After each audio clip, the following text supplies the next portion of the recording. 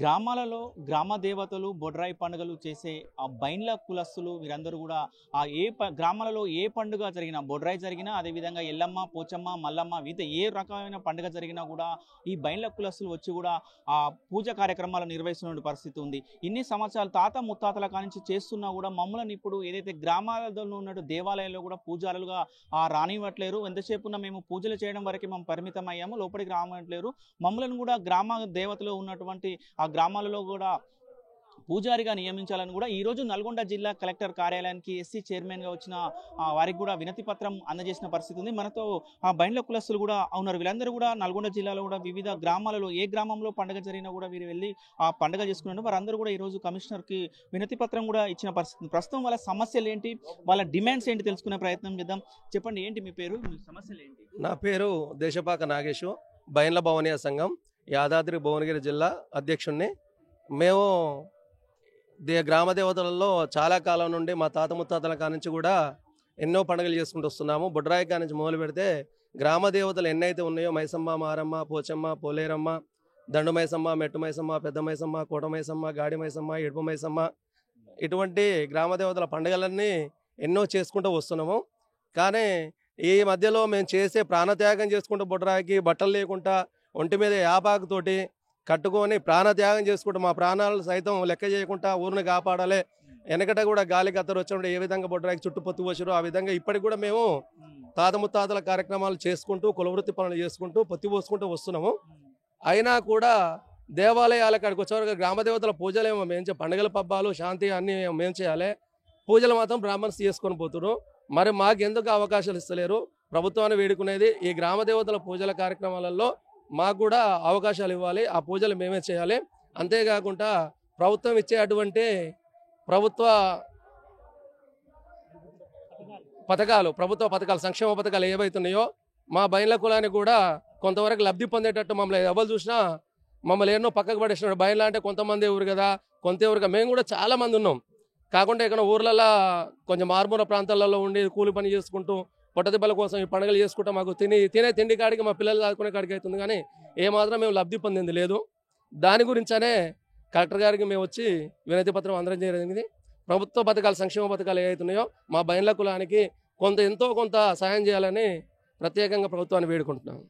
మీకు చాలా ఆదరణ ఉంటుంది, గ్రామాలలో కూడా పండుగలు చేస్తున్న క్రమంలో చాలా ఆదరణ ఉంటుంది. మీ ఆట పాటలతో కూడా జనాలను కూడా సందడి చేస్తున్నారు, ఉత్సాహపరుస్తున్నటువంటి పరిస్థితి ఉంది. ఎందుకు మిమ్మల్ని ఇంత చిన్న చూపు చేయడానికి కారణం ఏమైంది అనుకుంటారు? నా పేరు పులి పరమేశ్వరం, నల్గొండ జిల్లా బైండ్ల సంఘం అధ్యక్షుడిని. మా తాతల ముత్తాతల నుండి మా పూర్వీకుల నుండి మా కులవృత్తి అయినటువంటి కులవృత్తిని చేస్తూ ఉన్నాము. గ్రామాలలో మీరు అన్నట్టుగా ప్రతి ఒక్కరికి సుపరిచితులమే, కానీ అధికారుల దగ్గరికి వచ్చేసరికి అపరిచితులమైపోతున్నాం. మమ్మల్ని ఎవరు గుర్తిస్తలేరు. మేము ఎప్పుడు చూసినా కూడా పండుగలు పబ్బాలని గ్రామాలలో ఉండడం వల్ల ఈ ఆఫీసుల చుట్టూ అధికారుల చుట్టూ తిరిగే ఆలోచన మాకు లేదు. అప్పటి నుండి ఇప్పటి వరకు కూడా లేక అధికారులు మమ్మల్ని ఎవరు గుర్తిస్తలేరు. అధికారికంగా రావాల్సిన ఫలాలు ఏవైనా ఉన్నా కూడా మా దాకా రావట్లేవు.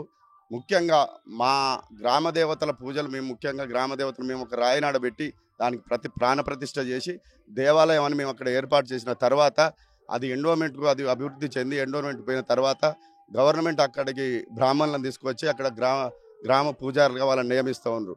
మరి మేము నిలబెట్టినటువంటి దేవతలనే కానీ ఆ దేవతల బొడ్రాయిని కానీ గ్రామ దేవతల మారమ్మ కానీ మైసమ్మ కానీ ఎల్లమ్మ కానీ పోచమ్మ కానీ ఎటువంటి దేవాలయాలు ఉన్నా, ఇప్పుడు మనం ప్రసిద్ధి చెందిన దేవాలయం బల్కంపేట ఎల్లమ్మ ఉన్నది.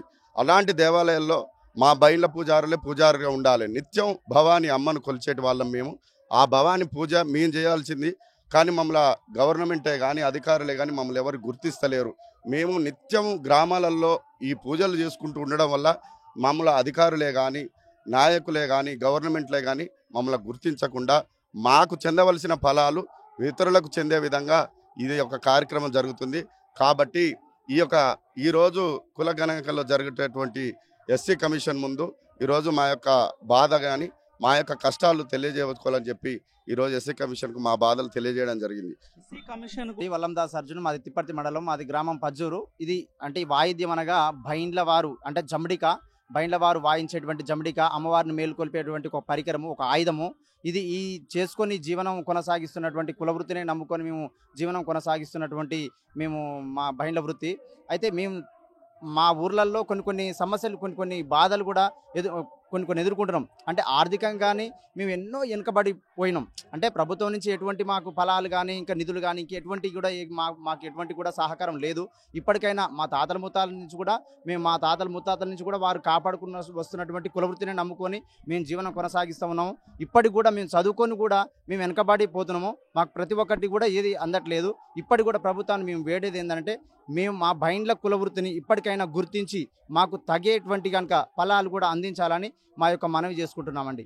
మొత్తంగా చూసిన పరిస్థితి కనపడుతుంది. ఒకసారి వీళ్ళతో కూడా వీళ్ళు చేసే కార్యక్రమాలు ఏ విధంగా ఉన్నది దానికి సంబంధించి కూడా ఆర్టీవీ ప్రేక్షకులు కూడా జనాలందరూ కూడా చూపించే ప్రయత్నం కూడా చేసే ప్రయత్నం చేద్దాం. ముఖ్యంగా వారితో ఒకసారి దానికి సంబంధించిన పాటలు కానీ దానికి సంబంధించిన కూడా వినిపించుకునే పరిస్థితి చేద్దాం. ఎట్లా ఉండబోతుంది సాంగ్స్ అంటే అమ్మవారిని ఏ విధంగా మేలుకొల్పాలి, అమ్మవారిని ఏ విధంగా శాంతిపరచాలి, అమ్మవారిని ఏ విధంగా నిద్రపుచ్చాలి, ఆ విధంగా అమ్మవారు నిద్రపుచ్చుకోవాలన్నా అమ్మవారు శాంతింపజేయాలన్నా ఆ జమిడిగ నాదంలో పలుకులు ఉంటాయి. ఆ పలుకులతోటి అమ్మవారు ఘనం రావాలన్నా శిగబోలన్నా శక్తిపడాలన్నా శాంతింపజేయాలన్నా ఈ జమిడిగ నాదంతో మేము వేసేటువంటి అమ్మవారి దండకాలు ఉంటాయి. ఆ దండకాలతోటి అమ్మవారిని శాంతింపజేస్తుంటాం, అమ్మవారిని నిమ్మలపరుస్తుంటాం, అమ్మవారికి ఆవుసులు పోస్తుంటాం, అమ్మవారిని ఎల్లవేళలా అందరినీ కాపాడేటట్టు కన్నుల విందుగా చేయాలని చూస్తుంటే కాపాడుతుంటాం. దానికి సంబంధించిన ఏమన్నా పాట రూపంలో ఉంటుందా, పాడగలుగుతారా ఇప్పుడు మీరు? పాడుతుంది.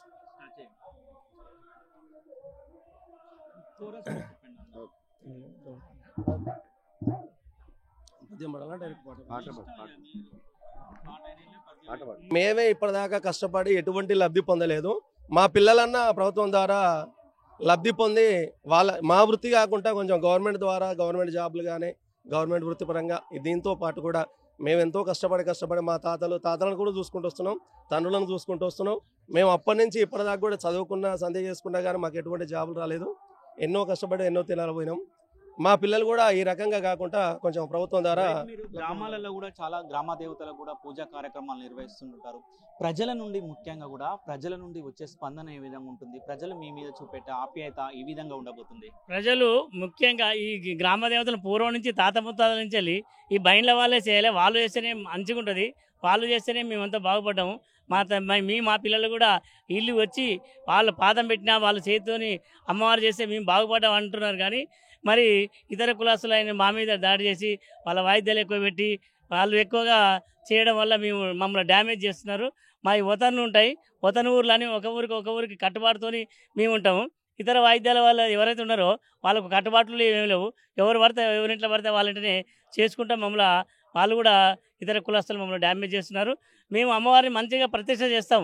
అమ్మవారిని అన్ని మంచిగా ప్రతిష్ట చేసినాక హోమం కాల్చాలని బాబాయన వస్తాడు. ఆ హోమాలు కూడా మేము కాలుస్తున్నాం. ఇప్పుడు అది ఇంకా కూడా మమ్మల్ని హోమం కాలుస్తడానికి కానీ యజ్ఞోపవీతం చేస్తానికి కానీ అదేవిధంగా ఇంకా అర్చన కార్యక్రమాలు చేస్తానికి గవర్నమెంటే మాకు మరి మా మీద ప్రత్యేకమైన ఫండ్ విడుదల చేసి మాకు ప్రోత్సహించి మాకు శిక్షణ కార్యక్రమం నుంచి మమ్మల్ని కూడా పురోహితులుగా తీర్చిదిద్దాలని మేము గవర్నమెంట్ ద్వారా ఇప్పుడు కమిషన్ గారికి తెలియజేసినాం.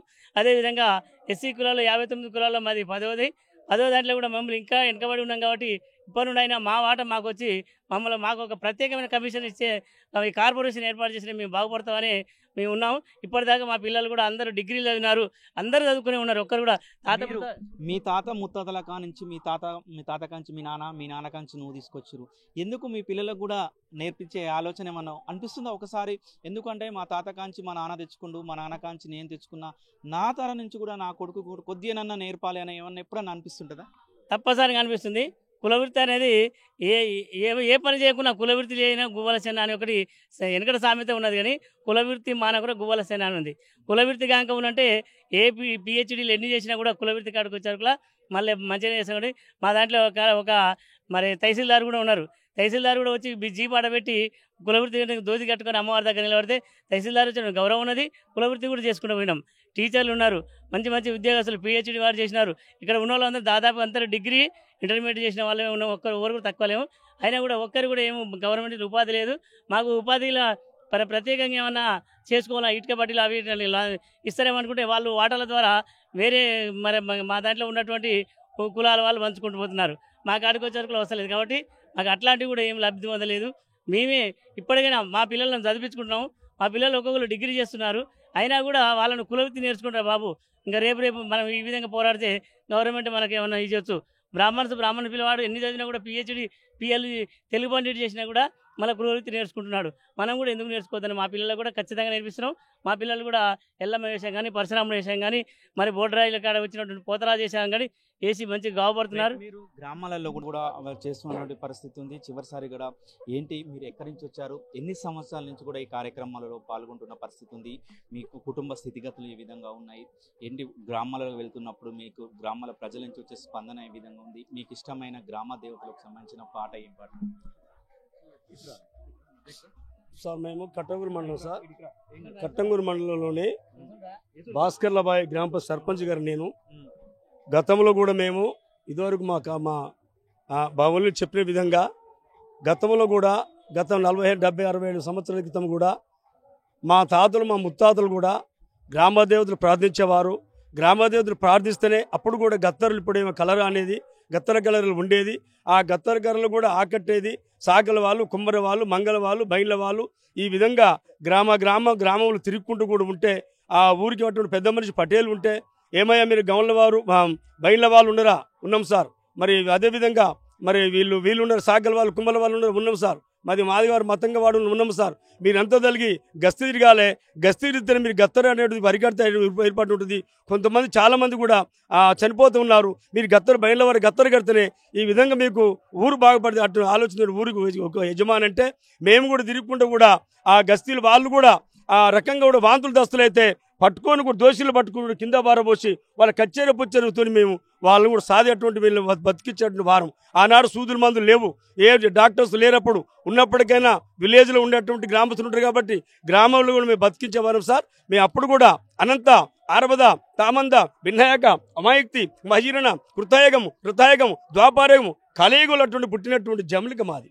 ఆ జమలిక వాయిద్యంతో కూడా పరశురాముడు మాత్రం అటువంటి వారితో కూడా అన్ని కులాల మైలు తీసేవారు. అన్ని కులాల మైలు తీసినప్పుడు కూడా అప్పుడు అమ్మవారు రేణుకాపురం పిలిచినప్పుడు, అమ్మ మరి మీకు మైలు తీసేవారు ఎవరంటే పరశురాముడు కట్టుకున్నటువంటి బయలు వేషం కట్టుకొని ఆ రేణుకాపురం బయలు వేషం కట్టుకొని శ్రీ బాలగౌరవం అటువంటి చెల్లెలతో జమడిక వేసుకుంటూ ఈ అటువంటి దేవతలు కూడా పరశురాముడు మైలు తీసేవారు.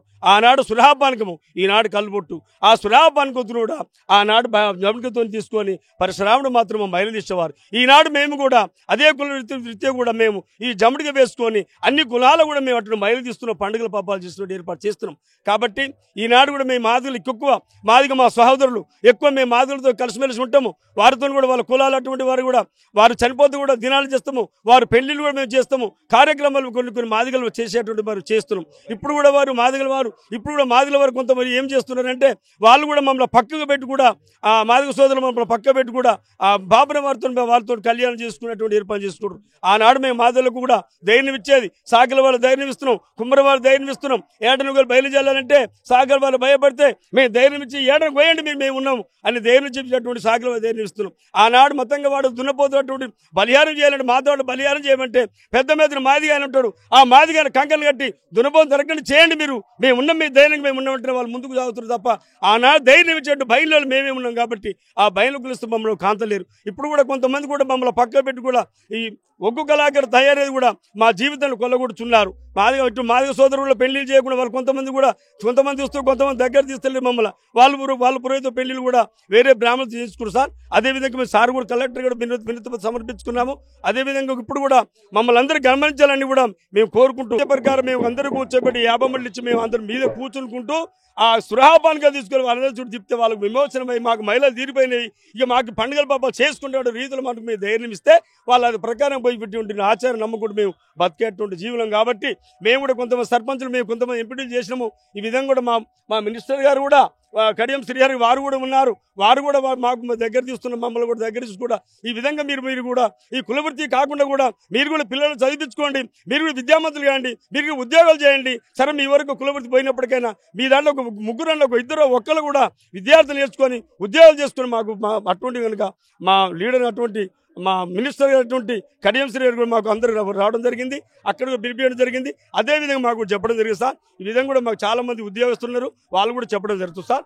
ఈ అవకాశం ఇచ్చినందుకు మీ అందరికీ ధన్యవాదాలు తెలుసుకు ఇప్పుడు చిన్న ఉపాయం ముగిస్తున్నాను. రైట్, మొత్తంగా కూడా మనం చూస్తున్నాం ఏదైతే గ్రామాలలో కూడా గ్రామ దేవతలకు పూజలు కానీ అదేవిధంగా పెళ్లిళ్ళు కానీ వివిధ ఈ కార్యక్రమాలు ఉన్నా కూడా ఈ బైండ్ల కులస్తులు కూడా ఆ గ్రామాలకు వెళ్ళి ఆ కార్యక్రమాలు నిర్వహిస్తుండేవారు. కానీ ఇప్పుడు ఆ పెళ్లిళ్ళు ఏదైనా కార్యక్రమాలు మేము చేస్తున్నాం, కానీ ఏదైతే గ్రామ గుళ్ళో ఉన్నటువంటి గుళ్ళల్లో కూడా మమ్మలను కాకుండా కూడా బ్రాహ్మణులను పిలుచుకుంటూ చేసుకుంటున్నారు. ఎట్టి పరిస్థితుల్లో కూడా అలా కాకుండా కూడా మమ్మలను కూడా దాంట్లో ఒక అవకాశం కల్పించాలని కూడా ఈ రోజు నల్గొండ జిల్లా కలెక్టర్ కార్యాలయానికి వచ్చిన ఎస్సీ చైర్మన్ కూడా వినతి పత్రం అందజేశామని కూడా చెప్తున్నారు. వాళ్ళ నుంచి తాత ముత్తాతల నుంచి తీసుకొచ్చిన కళలను ఆ విధంగా మేము ఈ విధంగా చేసుకుంటూ వస్తున్నాము. వచ్చే కాలంలో కూడా ఇలా ఏదైతే దానికి సంబంధించిన మా కళలను కూడా ప్రోత్సహించాలి, అదేవిధంగా మాకు కూడా గౌరవం కల్పించాలని కూడా వీరు ఆ కమిషనర్ కలిసిన పరిస్థితి కనపడుతుంది. వీడియో జర్నలిస్ట్ కృష్ణతో అచ్యుత్, RTV, నల్గొండ. మరిన్ని వీడియోస్ కోసం ఛానల్ ని సబ్స్క్రైబ్ చేయండి. లేటెస్ట్ అప్డేట్స్ కోసం వాట్సాప్ ఛానల్ ని ఫాలో అవ్వండి. అండ్ లింక్ డిస్క్రిప్షన్ లో ఉంది.